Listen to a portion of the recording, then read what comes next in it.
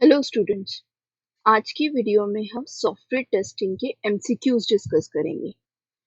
अभी आप लोग की एग्जाम है जिसमें आपको डिफरेंट टाइप के एमसीक्यूज आ सकते हैं, तो हम बेसिक से लेके एडवांस चलेंगे। पर आज की वीडियो में मैं 15 एमसीक्यूज डिस्कस करूंगी कि किस तरीके से सॉफ्टवेयर टेस्टिंग के एमसीक्यूज बन सकते हैं। देन हम उसके वेरिएशन भी देखेंगे कि एक क्वेश्चन है उसको और ट्विस्टेड करके क्या पूछा जा सकता है, यानी आंसर वही रहेगा पर क्वेश्चन की फॉर्मेटिंग चेंज हो सकती है। तो let us start. First question आएगा कि टेस्टिंग की जब बात कर रहे हैं तो डेफिनेशन पे ही क्वेश्चन आएगा। तो टेस्टिंग की डेफिनेशन हमें क्या बोलती है कि सॉफ्टवेयर टेस्टिंग हमारे क्या है कि testing means intention to find an errors. Testing का मतलब क्या है कि हमें हमारा मेन इंटेंशन क्या है, टू फाइंड एन एरर्स, यानी इससे रिलेटेड जो भी रहेगा वो टेस्टिंग की डेफिनेशन या जो भी हमारे एमसीक्यू के ऑब्जेक्टिव्स में रहना चाहिए। तो लेट अस सी कि इसमें क्या दिया हुआ है इसके, क्योंकि हमें यहाँ पे क्वेश्चन में यही बोला है which term is used to define testing. तो पहला ऑप्शन क्या है, evaluating deliverable to find errors. Deliverable हम फाइंड कर रहे हैं, राइट। इंटेंशनली हम लोग एरर्स को फाइंड आउट करने के लिए तो टेस्टिंग करते हैं, ठीक है। सेकेंड ऑप्शन क्या है, finding broken code. Broken code find out करने के लिए नहीं करते। A stage of all projects, हर एक स्टेज के प्रोजेक्ट्स को चेक करने के लिए भी नहीं करते हैं, या तो देखने के लिए करते हैं। यानी हमारा पहला ऑप्शन ही सुटेबल है, that is evaluating deliverable to find an error. हम एरर फाइंड आउट करने के लिए ही टेस्टिंग करी जा सकती है, ठीक है। तो इस टाइप का ये क्वेश्चन बन सकता है कि डिफाइन टेस्टिंग या व्हाट इज टेस्टिंग। इस तरीके से हमारे पास डिफरेंट ऑप्शन हो सकते हैं। तो इसी क्वेश्चन को हम एक और तरीके से भी डिस्कस कर सकते हैं। सॉफ्टवेयर टेस्टिंग क्या है। तो अगेन अभी टेस्टिंग की definition intention to find error, right. तो हम वही ऑप्शन ढूंढते हैं कि इसमें कहाँ पे दिया हुआ है। जैसे पहले option, the process of demonstrating that error are not present. हम लोग का मेन इंटेंशन ही तो टेस्ट एरर फाइंड आउट करना है, और ये बोल रहा है कि ये बता रहा है कि नॉट प्रेजेंट, एरर प्रेजेंट नहीं है, ये गलत हो गया।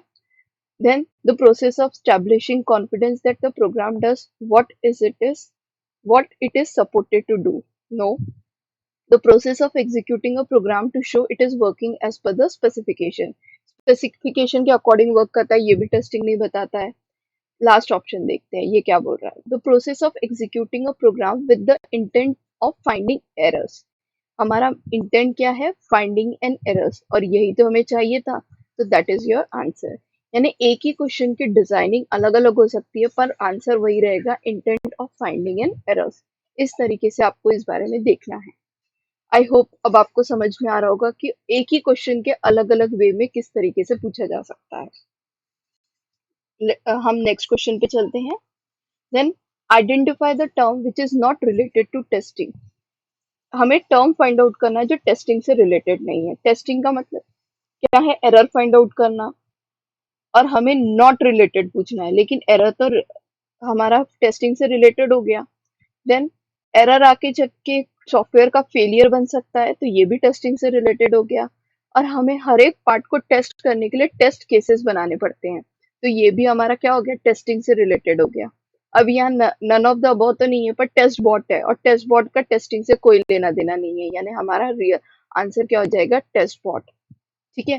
तो इसी क्वेश्चन को अगर आप दूसरे तरीके से देखें तो ऐसा भी पूछा जा सकता था, identify the term which is related to testing. Testing से कौन कौन रिलेटेड है, ऑल ऑफ द अबव भी यहाँ पे आ सकता था, या इसमें और दो तीन टर्म्स बग्स और बाकी चीजें भी दे के पूछा जा सकता था कि ये भी टेस्टिंग से रिलेटेड है या नहीं है। तो आपको डिफरेंट ऑब्जेक्टिव्स आ सकते हैं इस क्वेश्चन पे। और ओके, आई होप आपको समझ रहा है मैं क्या बताना चाहती हूँ। एनीवे, इसका आंसर था टेस्ट बॉट। नेक्स्ट क्वेश्चन है, which of the following is not a valid face of SDLC. SDLC क्या है, सॉफ्टवेयर डेवलपमेंट लाइफ साइकिल। ये भी एक ऑब्जेक्टिव क्वेश्चन बन सकता है आप लोगों के लिए, क्योंकि एसडीएलसी के बिना हमारी टेस्टिंग हो ही नहीं सकती है। क्योंकि जब तक सॉफ्टवेयर बनाने के लिए हम रिक्वायरमेंट गैदर नहीं करेंगे, रिक्वायरमेंट अगर गैदर होगी, स्पेसिफिकेशन पता चलेंगे क्लाइंट के, तभी हम क्या कर सकते हैं, उसकी डिजाइनिंग कर सकते हैं। जब डिजाइनिंग होगी उसी के बाद हम क्या परफॉर्म कर सकते हैं, कोडिंग कर सकते हैं। कोडिंग का अनदर नेम हम इम्प्लीमेंटेशन भी बोल सकते हैं, कि हम क्या करेंगे, कोई भी सॉफ्टवेयर की डिजाइनिंग के बाद उसमें इम्प्लीमेंटेशन करेंगे, और इम्प्लीमेंटेशन होने के बाद हम उसमें क्या परफॉर्म करेंगे, टेस्टिंग परफॉर्म करेंगे, ठीक है। तो इस तरीके से हमारी एसडीएलसी वर्क करती है, सॉफ्टवेयर डेवलपमेंट लाइफ साइकिल। तो इसी क्वेश्चन में दो क्वेश्चन हो गए, एक तो एसडीएलसी का फुल फॉर्म, दूसरा ये वाला जो इटसेल्फ है कि not a valid face, not पूछा है, पर रिक्वायरमेंट तो एसडीएलसी का पार्ट है, डिजाइन भी है, कोडिंग भी है, अभी हमने देखा, पर टेस्टिंग क्लोजर नहीं है। तो इसका मतलब हमारा यहाँ पे ऑप्शन क्या हो जाएगा, testing closure is your right answer.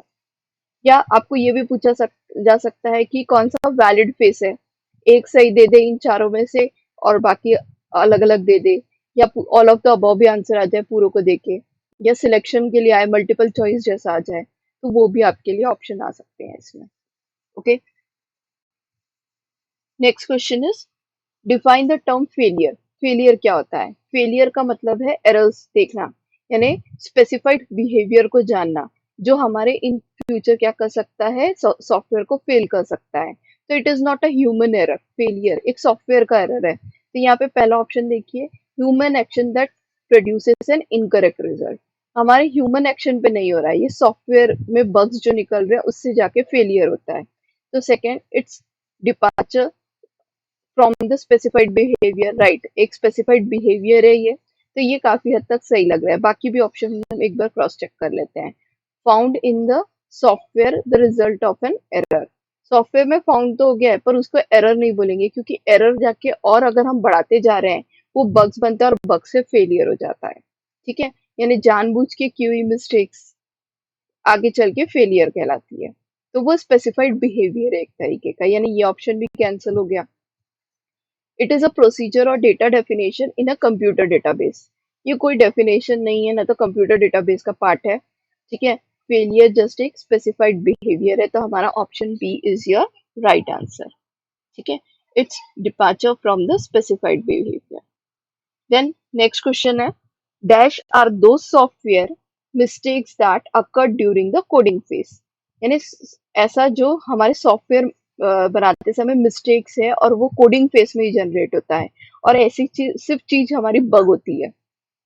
ठीक है, क्योंकि बग्स ही हमारे क्या रहते हैं, बग्स आर दो सॉफ्टवेयर, वो सॉफ्टवेयर मिस्टेक्स है that occur during the coding face में जनरेट होती है, और यही बग्स आगे चल के क्या बन सकते हैं, हमारे फेलियर सिस्टम को फेल कर सकते हैं, सॉफ्टवेयर को फेल कर सकते हैं। देन अनदर थिंग, एसडीएलसी जब हमने बताई थी कि एक टेस्टिंग के लिए हमें एसडीएलसी फेस पे से ही जाना पड़ता है, तो साथ ही में अगर हमें एसडीएलसी पे वर्क करना है तो टेस्टिंग के लिए भी सॉफ्टवेयर रिक्वायरमेंट स्पेसिफिकेशन लगती होगी, कि जब एक टेस्टर टेस्ट कर रहा है तो वो बोलेगा कि हमें देखना पड़ेगा कि सॉफ्टवेयर प्रॉपर वर्क करता है या नहीं, तो उसके लिए मेरे पास क्लाइंट की रिक्वायरमेंट क्या है वो भी तो चेक करे, पता चला क्लाइंट ने बोला कुछ और है, डेवलपर ने बनाया कुछ है, टेस्टर को वो भी तो चेक करना है, तो वो उसके साथ एसआरएस चेक करता है। तो that is the software requirement specification full form. तो इसका आपको डायरेक्टली ऑप्शन बी आंसर दिख रहा है कि सॉफ्टवेयर रिक्वायरमेंट स्पेसिफिकेशन इसका राइट आंसर है। ओके, देन नेक्स्ट आता है, product risk affects the performance और quality of the software or the application। कोई भी एक प्रोडक्ट क्या हो सकता है, product risk affects the performance, obvious बात है कि जब एक प्रोडक्ट पे आप रिस्क ले रहे हो तो वो परफॉर्मेंस को अफेक्ट कर सकता है, साथ में क्वालिटी ऑफ द सॉफ्टवेयर को भी अफेक्ट कर सकता है। तो ये बात ट्रू होगी या फॉल्स? ट्रू होगी, ऑब्वियस बात है।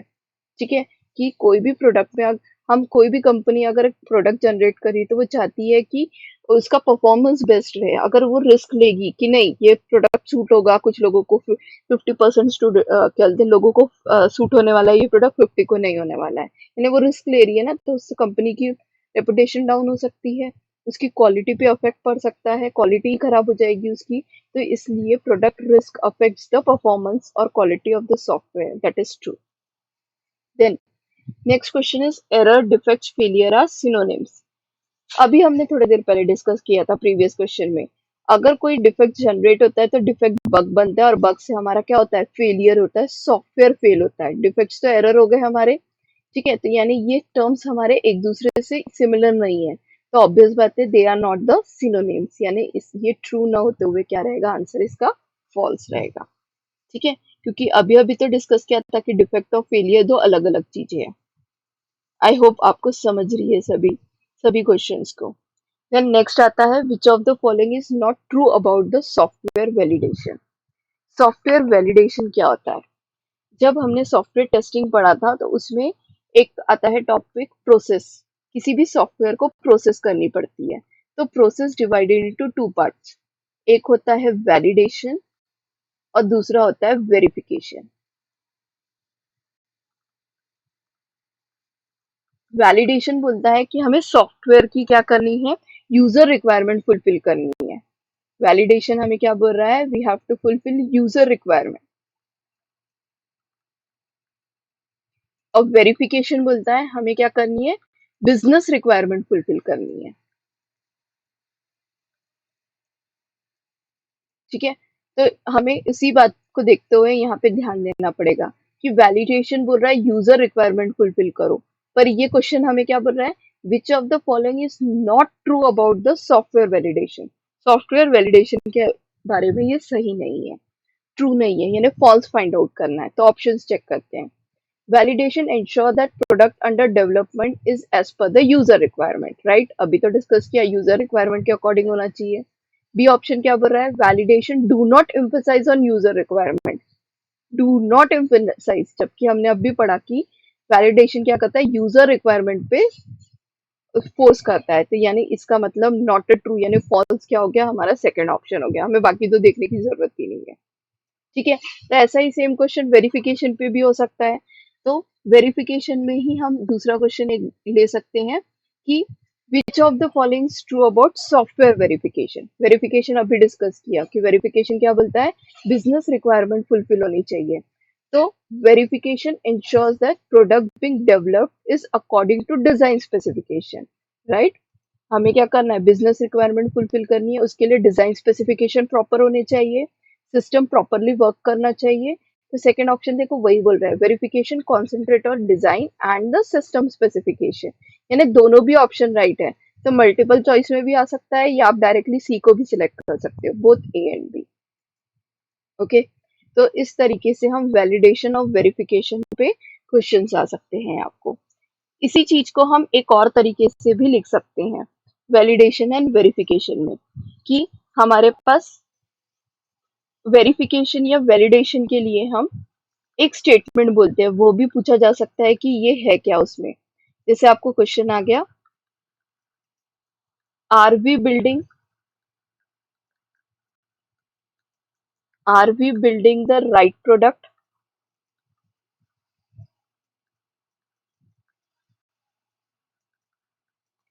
तो ये किसको रिफर कर रहा है, वैलिडेशन को, वेरिफिकेशन को,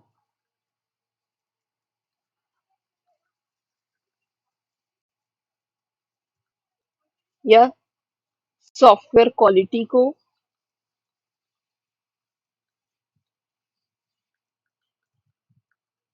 आइदर टेस्टिंग को।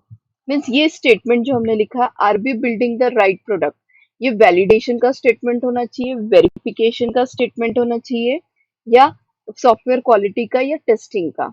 तो ये वाला स्टेटमेंट हमारा वैलिडेशन के लिए यूज होता है। यूजर रिक्वायरमेंट फुलफिल करने के साथ हम डिस्कस करते हैं, are we building the right product, हम सही प्रोडक्ट बना रहे हैं क्या, क्योंकि सही प्रोडक्ट बनाएंगे तो यूजर की रिक्वायरमेंट फुलफिल करेंगे तभी तो सही प्रोडक्ट बनाएंगे, यूजर की रिक्वायरमेंट के अकॉर्डिंग बनाएंगे। That's why the question arises, are we building the right product. अगर वही वेरिफिकेशन की बात करें, ठीक है, अगर वही हम वेरिफिकेशन की बात करें तो उसमें स्टेटमेंट लिखते हैं हम लोग, are we building the product rightly, are we building the product rightly. अगर इस टाइप का क्वेश्चन आया, प्रोडक्ट राइटली, सही तरीके से बना रहे हैं क्या, सही अप्रोच को यूज कर रहे हैं क्या, डिजाइनिंग प्रॉपर कर रहे हैं क्या, सारे रूल्स फॉलो कर रहे हैं क्या, तो वो किसका पार्ट आ गया, वेरिफिकेशन का पार्ट आ गया। तो इसमें ये क्वेश्चन अराइज होता है। तो ये भी वेरिफिकेशन और वैलिडेशन पे दो नए क्वेश्चन बन सकते हैं, यानी हमने दो ही क्वेश्चन, दो इस पे चार अलग अलग टाइप के क्वेश्चन और सेंटेंस क्रिएशन देखे कि इस टाइप का भी क्या बन सकता है क्वेश्चन हमारा, टेस्टिंग के लिए, वैलिडेशन और वेरिफिकेशन के लिए बन सकता है। देन नेक्स्ट क्वेश्चन आता है, how many types of software testing exist, कितने टाइप की सॉफ्टवेयर टेस्टिंग एग्जिस्ट होती है। There are only two approaches of software testing, one is manual testing, another is automated testing. तो आपसे हमें ना तो लेवल्स पूछा है ना तो टाइप्स पूछा है, सिर्फ बोला गया है कि टाइप्स ऑफ सॉफ्टवेयर टेस्टिंग कितने हैं। तो हमारे पास दो टाइप होते हैं, एक मैन्युअली कर सकते हैं, दूसरा ऑटोमेटेड वे में कर सकते हैं। ओके, देन आता है नेक्स्ट क्वेश्चन हमारा टेस्टिंग एक्सियोम्स पे बन सकता है। इस पे वैरायटी ऑफ क्वेश्चंस बन सकते हैं, इस पे ट्रू फॉल्स बन सकता है। देन इस पे हमारे पूछा जा सकता है कि इनमें से कितने टेस्टिंग एक्सियोम्स है या कितने करेक्ट स्टेटमेंट्स हैं। तो आप इन पूरे पॉइंट्स को याद कर लीजिए। मैं आपको ये एक्सप्लेन कर देती हूँ कि टेस्टिंग एक्सियोम्स होते क्या है। टेस्टिंग एग्जाम बोलता है पहला point, it is impossible to test a program completely. एक किसी भी सॉफ्टवेयर को या प्रोग्राम को कम्प्लीटली टेस्ट करना इम्पॉसिबल है। क्यों? क्योंकि एक प्रोजेक्ट हो या प्रोग्राम हो, अगर हम उसके हर एक छोटे छोटे पार्ट को टेस्ट करते से रहेंगे कि इफ प्रॉपर वर्क कर रहा है क्या, स्विच केस है, फॉर लूप है, यानी उसमें फॉर लूप ठीक है, हमारा लूपिंग स्ट्रक्चर है, बहुत इंपॉर्टेंट है तो हमें करना पड़ेगा। पर एक नॉर्मल स्टेटमेंट है, प्रिंटिंग स्टेटमेंट है, वो भी प्रॉपर वर्क करेगा। अगर हम ऐसी छोटी छोटी चीजें टेस्ट करते रहेंगे तो हमारी कॉस्ट बढ़ती जाएगी सॉफ्टवेयर टेस्टिंग की, और वो हमारा क्या करेगा, प्रोडक्ट यानी प्रोडक्ट बनाने के लिए भी हमें क्या करना पड़ेगा, बहुत ज्यादा कॉस्ट डालना पड़ेगा, यानी इकोनॉमिकली हमें बेनिफिशियल नहीं रहेगा। उतने ज्यादा हमें जितने टेस्ट करने उतने ज्यादा टेस्ट केसेस बनाने पड़ेंगे। तो इस वजह से हम अगर ऐसा करें तो ड्यूरेशन भी हमें टाइम ज्यादा लगेगा। तो ये काफी सारी प्रॉब्लम्स जनरेट हो सकती है। दैट्स वाई हम सारे चीजों को टेस्ट नहीं करते हैं प्रोग्राम में जो हमें लगता है लेंदी है, लूपिंग स्ट्रक्चर्स है, या इसमें हो सकता है एरर आए। हम ऐसी चीजों को टेस्ट जनरली करते हैं। इसलिए बोला गया है it is impossible to test a program completely. एक प्रोग्राम को कम्प्लीटली टेस्ट करना पॉसिबल नहीं है करके। तो ये स्टेटमेंट आपको ट्रू या फॉल्स में पूछा जा सकता है। It is impossible to test a program completely, true और फॉल्स। या आपको बोल दिए it is possible to test program completely, true है या फॉल्स है, तो आप फॉल्स बोल सकते हो। ठीक है, इस टाइप के इस पे क्वेश्चन बन सकते हैं। Then software testing is a risk based exercise. Software testing एक क्या है, रिस्क बेस्ड एक्सरसाइज है। अभी मैंने कहा कि अगर एक सॉफ्टवेयर टेस्ट नहीं कर रहे हैं प्रॉपरली, या हमने वेल प्लान नहीं किया है, टेस्टर से कोई गलती हो गई है, तो सॉफ्टवेयर क्या होगा, टेस्ट प्रॉपर नहीं हुआ, जिसकी वजह से इन फ्यूचर जाके क्या हो जाएगा, फेल हो जाएगा। सॉफ्टवेयर फेल हुआ तो मार्केट में कंपनी की डिमांड कम हो जाएगी, लोग ट्रस्ट नहीं करेंगे उस चीजों पे, यानी एक रिस्क हो जाएगा कि कंपनी की रेपुटेशन उस पर डिपेंड हो जाती है, एक सॉफ्टवेयर की क्वालिटी उस पर डिपेंड हो जाती है। तो that's why software testing is a risk based exercise, यानी हमें प्रॉपरली हर एक चीज डिसिप्लिन में रह के या टेक्निकली रह के चीजें करनी पड़ेगी। तो आप लास्ट पॉइंट देख ही सकते हो इससे related, software testing is a discipline and technical profession. ठीक है, एक डिसिप्लिन प्रॉपर वे में होना चाहिए और टेक्निकल प्रोफेशनल्स ने करना चाहिए जो एक्सपर्ट्स है। मीन्स किसी फ्रेशर को या किसी को भी डायरेक्टली खुद नहीं करना चाहिए, वो किसी के अंडर ऑब्जर्वेशन में या कोई एक्सपर्ट के अंदर करे या कोई एक्सपर्ट ही उस चीज को करे तो इट्स बेटर। ठीक है, then testing can not show a absence of bugs. Testing हमारा क्या करता है, एरर फाइंड आउट करता है, वो कभी नहीं बताता कि एब्सेंस यानी इसमें एरर नहीं है, ऐसा कुछ नहीं प्रेजेंट करता। ठीक है, टेस्टिंग का काम है कि वो एरर को फाइंड आउट करे, ऐसा ना बोले कि नहीं इसमें तो कोई एरर ही नहीं है। ओके, तो ये स्टेटमेंट एक्सियोम्स का ही पार्ट आता है, testing can not show the absence of bugs.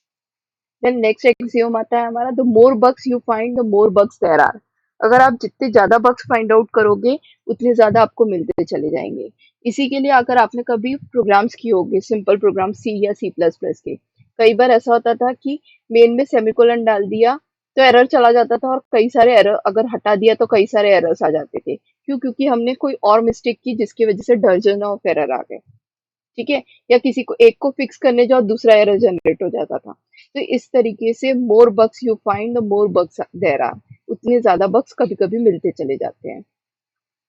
Not all bugs you find will be fixed. जितने भी बग्स आप फाइंड कर रहे हो जरूरी नहीं है हर बग्स को हम फिक्स कर सके, क्योंकि कुछ बग्स ऐसे भी है जिनको फिक्स नहीं कर पाते हैं। अगर उनको फिक्स किया तो कोई और प्रॉब्लम जनरेट होने के चांसेस हो जाते हैं, या सॉफ्टवेयर फेल होने के चांसेस हो जाते हैं। तो अगर वो ज्यादा इंपॉर्टेंट नहीं है तो कई बार हम वो बग्स को फिक्स भी नहीं करते हैं, और कुछ बग्स को फिक्स करना बहुत जरूरी होता है। पर ऐसे कुछ बग्स होते हैं जिनको हम फिक्स नहीं कर सकते, यानी उसमें उसको करेक्शन नहीं कर पाते हैं। Then next is, it is difficult to say when a bug is indeed a bug. यानी कई बार ऐसा होता है कि हमारे लिए डिफिकल्ट हो जाता है डिस्कवर करना, यानी वहां बग्स मिले ऐसा जरूरी नहीं होता है, वहां पे ऐसा हमें फाइंड आउट नहीं हो पाता है कि वहाँ पे एरर है। हमें लगता तो है पर हम उसमें टेस्ट केसेस अप्लाई करने के बाद भी हमें एरर्स नहीं मिलते। ओके, देन नेक्स्ट आता है स्पेसिफिकेशंस आर नेवर फाइनल। जब हमारे पास रिक्वायरमेंट्स आई क्लाइंट की तरफ से सॉफ्टवेयर बनाने की, अगर वो रिक्वायरमेंट फाइनली नहीं हुई, स्पेसिफिकेशन प्रॉपर ही नहीं है, फाइनलाइज ही नहीं है, तो इसका मतलब हम टेस्टिंग प्रॉपर कर पाएंगे क्या? क्योंकि हम लोग एसआरएस और जो सॉफ्टवेयर की रिक्वायरमेंट है उसके अकॉर्डिंग ही कोडिंग डिजाइनिंग करते हैं, तब जाके टेस्टिंग करने आता है। तो अगर वही फाइनलाइज नहीं होगा तो हम लोग टेस्टिंग कर पाएंगे क्या? नहीं कर पाएंगे। तो यहाँ पे स्पेसिफिकेशंस आर नेवर फाइनल। कई बार ऐसा होता है कि अगर स्पेसिफिकेशन फाइनल्स नहीं है तो टेस्टिंग भी प्रॉपर नहीं हो पाती है। ठीक है, then software testers are not the most popular member of the project.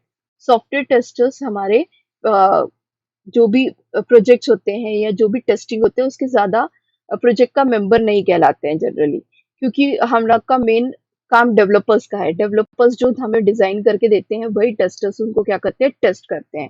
That's why software testers are not the most popular member of the project. भले टेस्टिंग की वजह से ही सॉफ्टवेयर चल रहा है, उनको वो एरर्स फाइंड आउट करके बताते हैं, पर वो ज्यादा पॉपुलर नहीं होते हैं। कोडर्स या डेवलपर्स या बाकी जो मेंबर्स होते हैं वही हमारे क्या होते हैं? ज्यादा प्रोजेक्ट मेंबर के पॉपुलर होते हैं। तो ये भी वन ऑफ द एक्सियोम्स है हमारे टेस्टिंग का। तो इस तरीके के हमारे टेस्टिंग एक्सियोम्स है, इस पे आपको ट्रू फॉल्स के ऑब्जेक्टिव बन सकते हैं। ठीक है, और डिफरेंट टाइप के आपको पूछा जा सकता है कि सिलेक्ट करो कि कौन कौन से इसमें से what are the testing axiom, select that. या आपको नंबरिंग करके दे दिया, all of the right true है या फॉल्स है, या ऑल आर करेक्ट और नॉट। ये भी आपको ये ऑप्शन आ सकता है। आई होप आपको ये 15 क्वेश्चंस 20 क्वेश्चंस समझे होंगे कि किस तरीके, क्योंकि मैंने बीच बीच में अलग अलग वेरिएशंस भी समझाए हैं आपको कि किस तरीके से हमारे टेस्टिंग के क्वेश्चंस बन सकते हैं। आई होप आपको ये क्वेश्चन समझे हैं। Thank you.